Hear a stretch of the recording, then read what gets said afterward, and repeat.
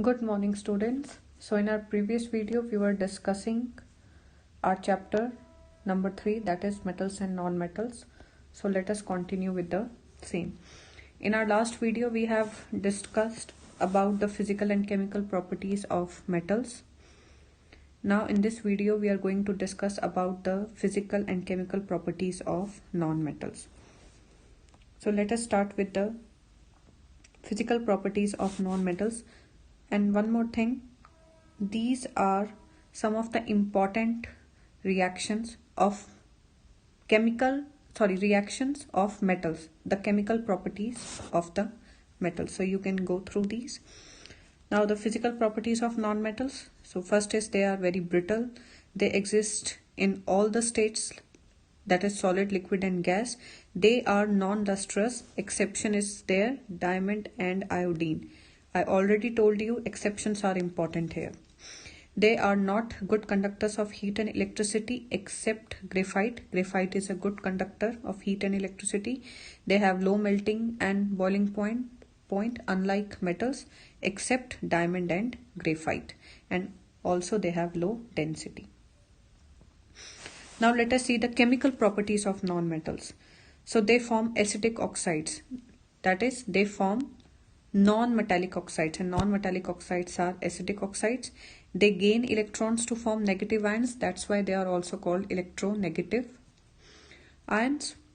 They are good oxidizing agent. Their oxides dissolve in water forming acids. So for this you can see the examples here. Carbon dioxide plus water give rise to carbonic acids. So their oxides, when dissolved in water, they form the acids. They do not react with dilute acids because they cannot lose electrons. More reactive non-metal can displace the less reactive non-metal from their salt solution. This property is basically the same in case of metals as well as in non-metals.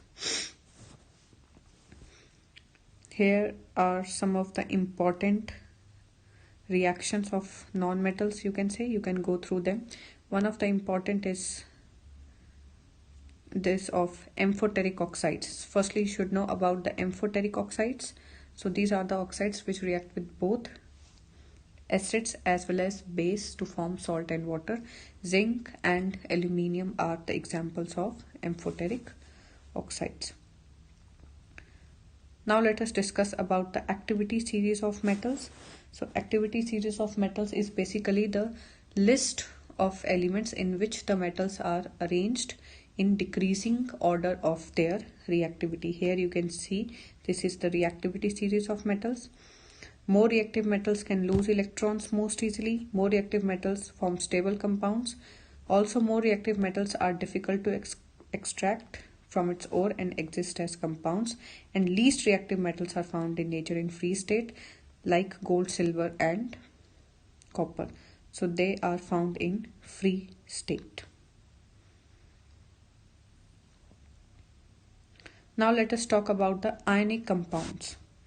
So ionic compounds are basically the compounds which are formed either by losing or gaining of electrons. So they are formed by, and ionic compounds are basically formed by a metal and a non-metal. In the example here you can see in NaCl, sodium is the metal and chlorine is the non-metal. In other example, calcium is the metal, oxygen is the non-metal.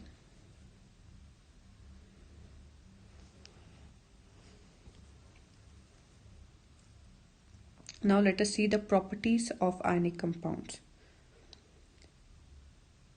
So the first property, as you can see, some metal salts impart characteristics color to the flame.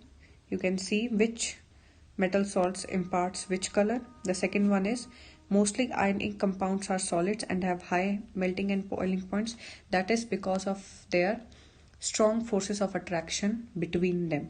So the reason for both of them is the same, that is they have strong forces of attraction between them. Most ionic compounds are soluble in water and they are insoluble in solvents like petrol and kerosene. The last one is Ionic compounds do not conduct electricity in solid state because they do not produce ions in solid state because of their rigid structure, but they conduct electricity in molten state or in aqueous solution. So because of the heat, the strong forces of because of the heat, the heat overcomes the strong forces of attraction and hence releases ions. Therefore, it conducts electricity in the molten state. So this was all about our chapter. We have briefly revised our chapter in both the videos.